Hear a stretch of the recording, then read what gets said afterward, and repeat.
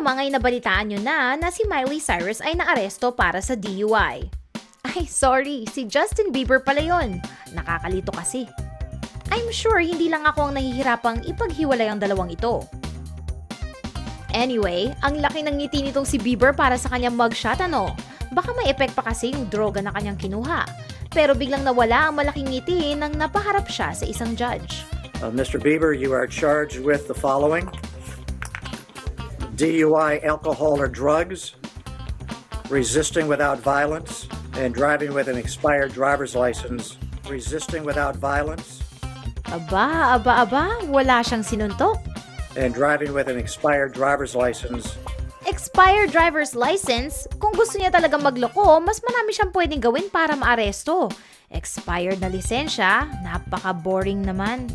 Natural ay nabigo ang kanyang mga fans sa kanyang pagka-bad boy. No, like he did like a mistake. Like everybody makes mistakes. Today it's been a tough day for him. Being in jail, you know.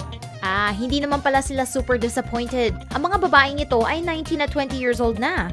Hindi ba dapat ay focus sila sa sarili nilang buhay at hindi sa isang popstar?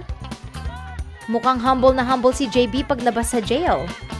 At ayan ang kayabangan na kinasanayan na natin. So the total bond would be $2,500. Nako, paano pang makakabili ng hair care products itong si Justin ngayon?